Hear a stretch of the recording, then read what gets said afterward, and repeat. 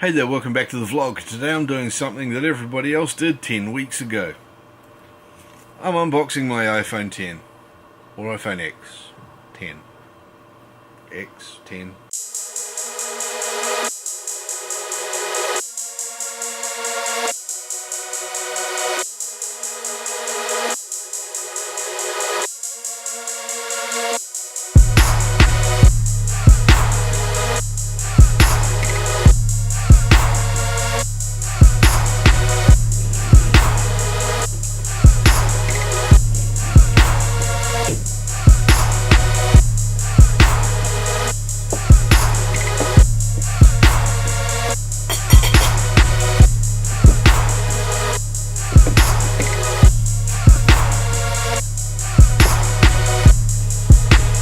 So before I start, I'd just like to remind you to hit that subscribe button down there if you haven't already, and check my previous vlog and leave a comment in the comment section under that video for a giveaway for a really neat little camera light. I haven't got it to show you yet, but here's a picture of it right here. You can get one of these if you subscribe and leave a comment to my previous vlog. So just a reminder, go do that. Anyway, let's get on with this. Now, I've finally got my iPhone 10X, 10X, my new iPhone, and it's taken me a long time to get hold of this. Now, this isn't particularly because it's a difficult to get device around here. There have been 256 gig iPhone 10s around in New Zealand for pretty much since they first came out, since they were first released. But I did something that I kind of wish I hadn't now. I signed up with an easy upgrade after 12 months plan with my telco, which is great. I could have upgraded to any number of phones, but I wanted this one, which is the one that most people want to upgrade with. And the telco I'm with unwittingly decided or designed or didn't design very well a process and a distribution model where it's impossible for people who have signed up for the early exchange thing, early trade up thing, to be able to get this phone because they don't distribute it to their branches, only online. Bit of a failure. So anyway, I've completely given up on them, and I went somewhere else and bought one, and here it is. So let's open this thing up and see what's in the box, because hey, you've never seen that before.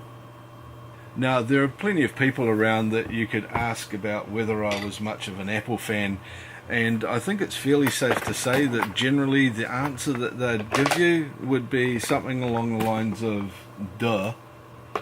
I don't know what gives it away, but over the years I've managed to acquire a few different devices. But now I've got this. But right now we're just going to deal with the iPhone X. So here it is, and I'll open it up now. Okay, so it's your usual brilliant Apple packaging, and it's got this great little tab on the top here, so you can just pull that and start peeling the plastic away, so you don't have to go and hunt for a knife or anything. Straight away, very nice. The box lid just slides off like we've become used to, and just that beautiful smooth motion. There's just enough resistance that it feels really good, and makes it impossible to throw Apple boxes away, as you can sometimes see by the shelf behind me here. And here's the usual hello pamphlet, the SIM tool which you'll need, and the Apple stickers, which are really precious, and you end up hogging for 2 years and not actually sticking on anything. I'm actually going to have to go and use these Apple stickers somewhere. I just never do it because I don't want to use them up, and you can't get other ones very easily, but then you end up with a drawer full of 20 of them, so I've got to use them somewhere. Right, in here we've got the iPhone itself. Beautiful little device. It's size compared to the 7 Plus, which is my current workhorse. Like everyone says, the screen size is slightly larger. You can see how much bigger it is there. Without the bevels and stuff, of course, that makes a huge difference. And width wise, it's pretty much the same. It might be slightly narrower, but you know, that's the same sort of resolution, number of pixels, and anything that you're fussy about, you're really just being finicky. Once again, the usual beautiful piece of plastic that just slides off the back and the front. I'm not a big fan of putting protective covers on the iPhones. I think it just detracts from them, and the materials they're made of are absolutely stunning anyway. I will go get another wallet case. I do love the wallet case I've got with my current phone, because it means I don't have to carry two devices around, though I won't get one quite as bulky, because with Apple Pay and things like the supermarket and fuel cards and things like that now being able to use the NFC on the card, or QR codes as well. There's a lot of places using QR codes now. It means that I don't need to actually carry those cards around with me. I can just leave them in another thing in the car or something on the off chance I do need them. But there's just less and less pieces of plastic I've got to carry around all the time. So there it is. Also in the box, of course, is the usual charger, which is going to go up on the wall behind me, and of course the AirPods, which I will inevitably send to my mother because I don't use them, and the lightning cable. Obviously you never have enough of those around. So there we go. Now I'm going to go and do the setup. I've got iOS 11, so in theory I should just be able to plug that in pretty quickly. I'll pull the bits off the cable there, all nicely protected. I can plug that into my USB 3 hub off the Mac. There we go. And see if it needs much of a charge. I will be going and getting one of the inductive charging plates. That's one of the main reasons I wanted this particular phone. And also I did get the 256 gig one because I've got a funny feeling I'm going to be using it for a lot of video. Right, so I'll let that charge up and get started. I'm going to use the iOS 11 NFC pairing to do the transfer across, which I think is an absolutely brilliant idea, and just makes setting up iPhones so simple now. I've just done that with my other half's brand new iPhone 10.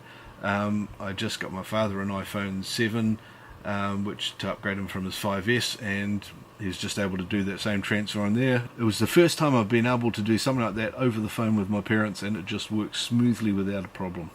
So there we go. That's my iPhone 7. I'll go and set this up and then get it all going, and we'll take it out and we'll test the camera out 10 weeks after everyone else, of course. So now it's come to rest on my shoulders to answer a question that's been puzzling mankind for the last, I don't know, 5 or 10 weeks, which is an eternity in technology terms, and that is, which is the better camera for vlogging, the iPhone 7 Plus right here or the iPhone 10 here? So I thought I'll take the two of them for a walk and have a bit of a look. I'm not using any sort of stabilizer or anything with either of these. I'm just holding one in each hand and walking along the street, talking to myself and making people look at me funny. First thing I notice is that both the lenses are pretty much the same, so the same sort of angle of view, field of view on them.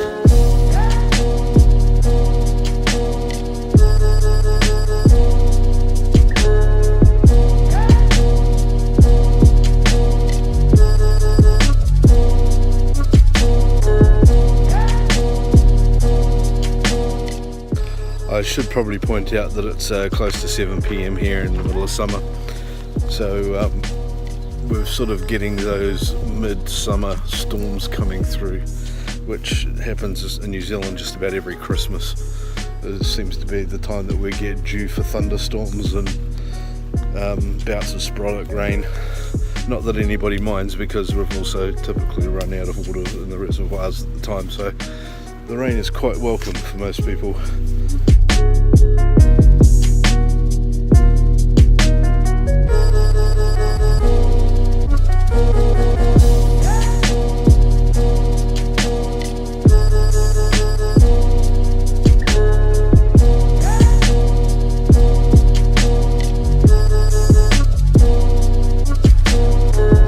So there you go, that's a quick test with a bit of front camera and back camera of the iPhone 10 and the iPhone 7 Plus.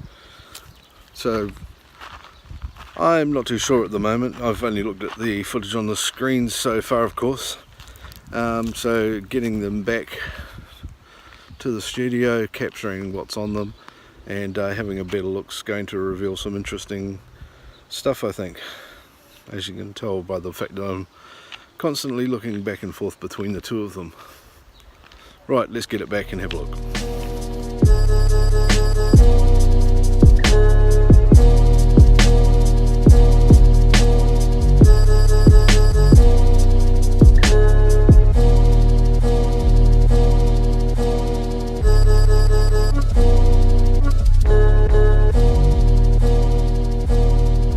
Well, I've had a pretty good look at all the footage now from both the iPhone 7 Plus and the iPhone 10.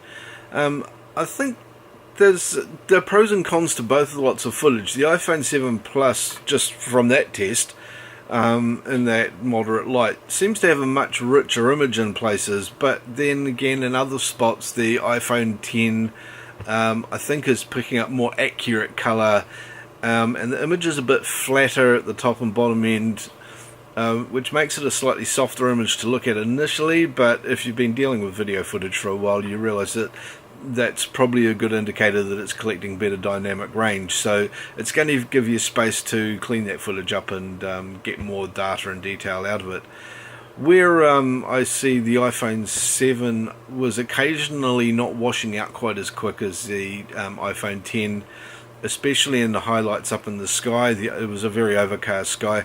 There were patches of blue there that appeared faster on the 7 Plus than it did on the 10, but then there was a lot more detail once the 10 did color correct the same way. It was getting much more out of the sky when you were correcting it later on. So once again, that just says it's might not be visible on screen when you're seeing it, but the dynamic range is there and you can pull that data back in, which you can't do on the 7 Plus. So yeah, the cameras are definitely better on the 10, but the 7 Plus ones are still pretty damn good. It's a slightly different image basically.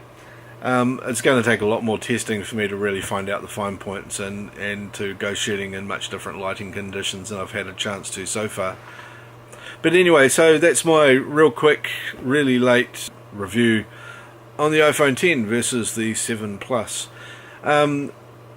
The footage from the 5S, I also just went and had a quick look at it myself. Went and got similar sort of footage from it. Obviously wasn't holding all three phones at once because I've only got two arms. But that there also was, you know, still not too bad footage considering that's a relatively old phone now, about 2 or 3, 4 years old now. So while things have come a long way, iPhone still holds up even if you've got an early one. There's nothing wrong with that for vlogging, let me tell you. Sometimes you just need to pick your lighting conditions as the lesson, and make sure you shoot in conditions that suit the phone. They are, after all, just camera phones. You know, it's not like you're shooting on the RX100, which is a damn good phone, or the A7S or anything like that, or one of the Canon. It's not like you're shooting on a high-end DSLR with a huge sensor or something in it. It's a phone with a little pinhole on the back of it, and or 2 little pinholes in the back of it. So what they pull out of any of these is bloody fantastic. What I'd really like to do is get a Pixel 2 and get a Note 8 and have a look at those ones as well, just to really compare the different models of phones and see what we pull out of them.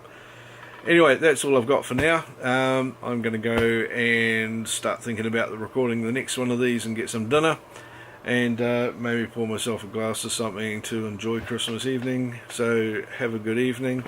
Don't forget to subscribe, click like, notify bell, leave a comment below. Go back to my earlier vlog with the giveaway and sign up for that one so you don't miss out on that. And I'll see you later.